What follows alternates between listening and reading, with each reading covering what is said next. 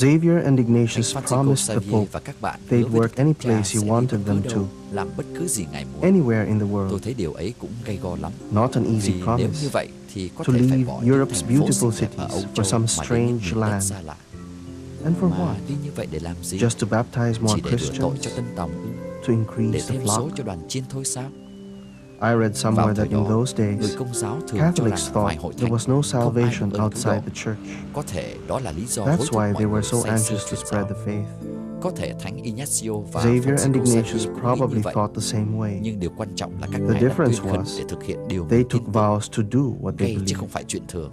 That Và takes các ngài guts. đã ra đi theo tiếng gọi. They followed that voice inside them.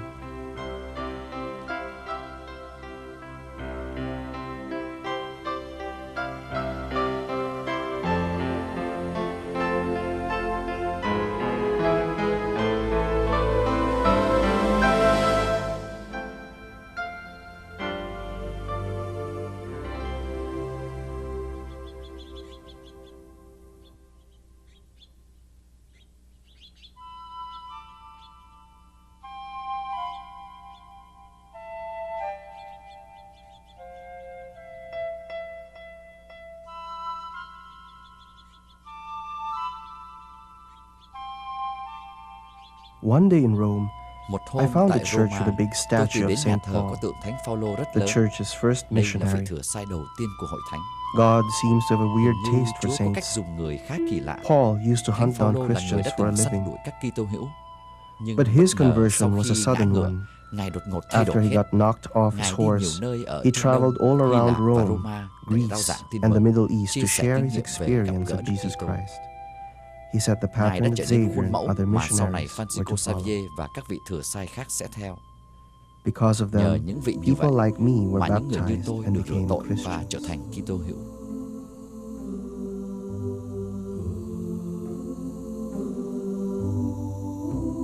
So, I'm a Christian. Tôi là Kitô hữu. Is that it? Nghĩa là làm sao?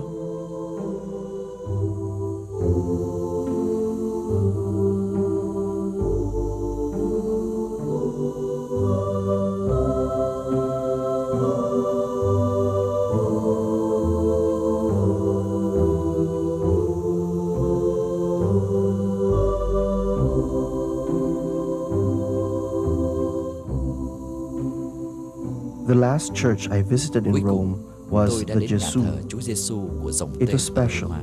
because Đây là Francis nơi khá Xavier đặc was biệt still there, vì Thánh Phanxico or a Javier part of vẫn him ở anyway, đó. Hay nói đúng hơn, his right thân arm. thể Ngài ở xa, nhưng ở đây có cánh tay phải của Ngài. I kept asking myself, Tôi cứ tự why hỏi, am I doing tại this? sao mình lại đi tìm cánh tay của Looking người for đã the chết hơn arm of 400 năm someone về who trước? died in Asia Đây là một việc 450 tò years mò ago. hay chỉ vì một tiếng gọi? Was it curiosity or a call?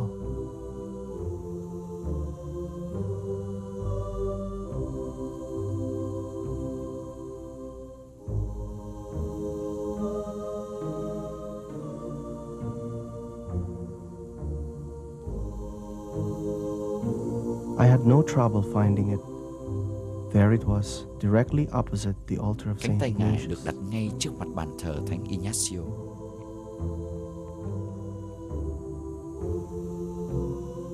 That was the hand that traveled across the world, Đây là cánh tay đã đi khắp blessing nơi and để chúc mừng baptizing và people rửa of so tội cho many biết bao nhiêu countries, người để trying cứu to họ. save them.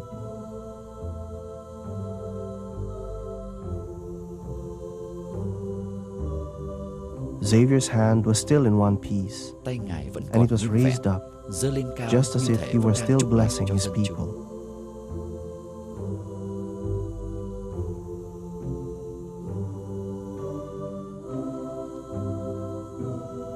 In my book, Theo tài it liệu để says lại that thì Xavier was Phanxico not the Javier first không phải là missionary thừa sai đầu Ignatius sent tiên to other được Thánh countries. Ignacio cử đến với dân ngoại.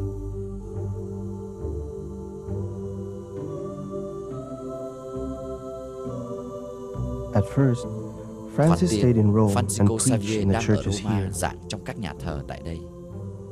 while Xavier was recovering from an illness. Khi Ngài hồi phục Ignatius sau made cơn him bệnh, his Thánh secretary. Ignacio chỉ định Ngài The làm thư Jesuit ký order was vì dòng growing, tên lúc ấy and đang tăng Ignatius trưởng needed help và Thánh with Ignacio đang administration. cần người giúp để quản trị. But this situation didn't last long. In Nhưng chưa được bao 1540, lâu thì năm King John of 1540, Portugal asked vua Ignatius Gioan to nước send Bồ Đào Nha two xin Thánh Jesuits to the Ignacio newly hai discovered tu sĩ land dòng of tên sang Ấn India. Độ. nơi người Bồ Đầu Nha đã Ignatius đến làm ăn appointed two sinh sống và Jesuits truyền to go giáo. to India. But just before leaving for Lisbon, Thánh one of them Ignacio got chỉ sick. định 2 linh mục đi Ấn Độ. Ignatius Nhưng called ngay đúng hôm Francis lên and đường told đi him to Lisbon prepare to thì một leave người for bị bệnh Lisbon nặng. and then India on the following day.